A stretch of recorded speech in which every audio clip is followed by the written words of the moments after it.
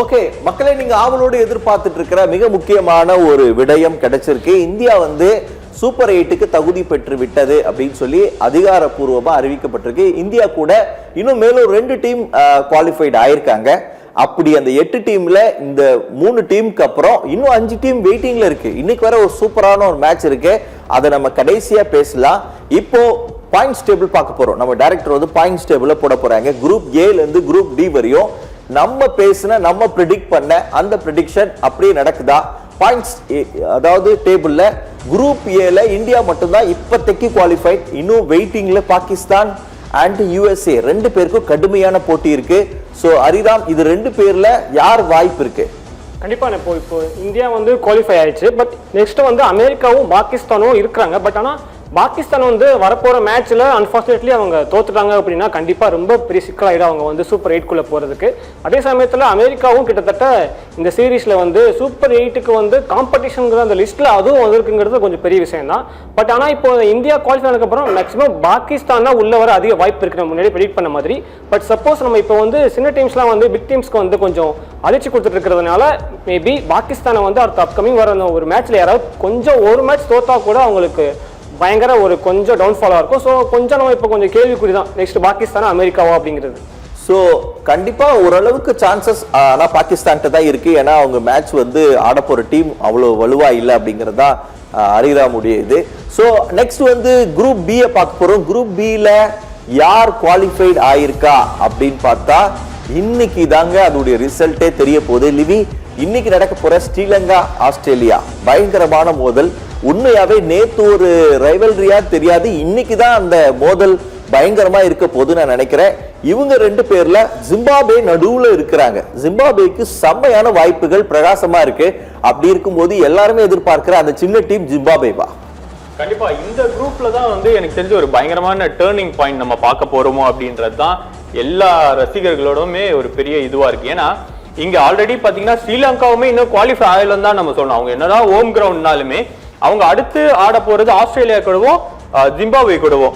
So அப்படி பாக்குறப்போ பாத்தீங்க அப்படின்னா ஆஸ்திரேலியாவும் பாத்தீங்கன்னா வாழ்வா சாவா இருக்கு. அதே மாதிரி ஜிம்பாப்வே அவங்க ஃபர்ஸ்ட் டைம் நம்ம அந்த கோப்பையை கொஞ்சமா நெருங்கலாம் அப்படின்ற ஒரு கனவுல பயங்கரமா ஆடிட்டு இருக்காங்க. ஏன்னா அன்னைக்கு ஆஸ்திரேலியா கூட ஆடின கேமை பார்க்கும் போதே தெரியுது அவங்க ஒரு பயங்கரமான ஸ்ட்ராட்டஜி கொண்டு வந்திருக்காங்க இந்த வேர்ல்டு கப்ல. ஸோ இந்த குரூப்பை பொறுத்த வரைக்கும் ஸ்ரீலங்கா, ஜிம்பாப்வே, ஆஸ்திரேலியா இது 3 பேருமே பாத்தீங்கன்னா இழுபறியில இருக்குன்னு தான் நம்ம சொல்லணும். ஸோ இன்னைக்கு மேட்ச்ல கண்டிப்பா ஒரு எந்த டீம் அது அந்த டாப் 2ல எது குவாலிஃபை ஆகும், அப்படி ஆஸ்திரேலியாவா ஸ்ரீலங்காவுன்னு இன்னைக்கு நைட் நம்மளுக்கு கண்டிப்பா தெரியும். ஒருவேளை ஆஸ்திரேலியா ஜெயிச்சிச்சுன்னா அதுக்கப்புறம் யாருக்கு அதிக வாய்ப்பு இருக்குன்னு நினைக்கிறீங்க? கண்டிப்பா இப்போ இருக்கிற ஃபார்மை பொறுத்த வரைக்கும் எனக்கு தெரிஞ்சு ஜிம்பாப்வேக்கு ஒரு 1%, அதாவது 100ல 51% நம்ம ஜிம்பாப்வே சைடு போலாம். ஏன்னா அவங்களோட அந்த ஆஸ்திரேலியா உள்ள வரணும்ன்றீங்க. கண்டிப்பா, ஏன்னா அவங்க சூப்பரா ஆடுறாங்க. அதாவது இந்த T20 ஸ்டார்டிங்ல இருந்தே அவங்களோட பெர்ஃபார்மன்ஸ், பேட்டிங் லைனப்பா இருக்கட்டும், போலிங் லைனப்பா இருக்கட்டும். ஏன்னா இந்தியா நேற்று நிறைய மிஸ்டேக் பண்ணாங்க பிரேமதாசா கவுன்ல.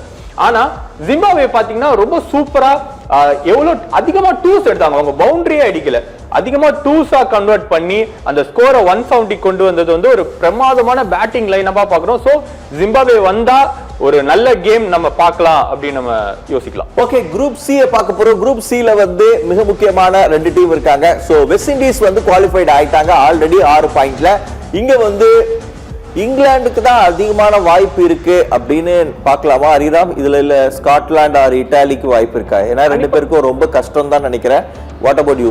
கண்டிப்பா இது நெக்ஸ்ட் வெஸ்ட் இண்டீஸ்க்கு அப்புறம் இங்கிலாந்து தான் உள்ள போவோம் ஆல்மோஸ்ட். ஏன்னா அவங்க அதுக்கப்புறம் அவங்களுக்கு ரொம்ப பெரிய டஃப்பான அல்லது காம்ப்ளிகேட்டடான மேட்சஸ் எதுவுமே கிடையாது. கிட்டத்தட்ட நம்ம இந்த குரூப் சியை பத்தினா நம்ம ஆல்ரெடி ப்ரெடிக்ட் பண்ணிடலாம். ஃபர்ஸ்ட் வெஸ்ட் இண்டீஸ் உள்ள போயிட்டா நெக்ஸ்ட் இங்கிலாந்து தான் உள்ள போவோம். ஓகே, சோ இது ரொம்ப தெளிவா இருக்கு. குரூப் டி பார்க்க போறோம்.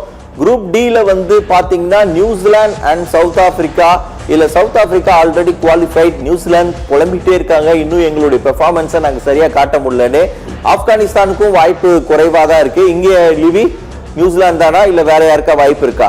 கண்டிப்பா இப்போ அடுத்து இதுல பாத்தீங்கன்னா ஆல்ரெடி சவுத் ஆப்பிரிக்கா குவாலிஃபை ஆயிட்டாங்க. சோ நியூசிலாந்துக்கு தான் அதிக வாய்ப்பு இருக்குதான் பாக்கணும். ஏன்னா அடுத்து அவங்க ஆட போறது பாத்தீங்கன்னா ஒரு சின்ன டீம் கூட அப்படின்றனால ரொம்ப ஈஸியா இருக்கும். முக்கியமா கனடா கூட ஆட போறாங்க. ஸோ ஆப்கானிஸ்தானுமே கனடா கூட தான் ஆட போறாங்க. ஸோ ஆப்கானிஸ்தான் மேபி அவங்க வின் பண்ணி பாயிண்ட் ஏத்துனாவே அவங்க ரன் ரேட் வந்து ரொம்ப கம்மியா இருக்கிறத பாக்குறோம். ஏன்னா நியூசிலாந்து கூட ஒரு பயங்கரமான படுதோல்வி அடைஞ்சாங்க தான் அப்படி சொல்லணும். ஸோ அதனால அவங்களோட ரன் ரேட் ரொம்ப கீழே இருக்கிறனால கண்டிப்பா நியூசிலாந்து கனடா வரப்போ நியூசிலாந்துக்கு 100% வின் இருக்கும் அப்படின்னால 6 பாயிண்ட் எடுத்து அவங்க கண்டிப்பா குவாலிஃபை ஆயிடுவாங்க. ஓகே மக்களே, இப்போ நாங்க ஒரு சுவாரஸ்யமான ஒரு ப்ரெடிக்ஷன் உங்களுக்கு காட்ட போறோம். நம்ம டைரக்டர் வந்து இந்தியா வந்து சூப்பர் 8ல யார் யார் கூட மேட்ச் அப்படிங்கறத ஆல்மோஸ்ட் ஓரளவுக்கு உறுதியாகிற மாதிரி இருக்கு.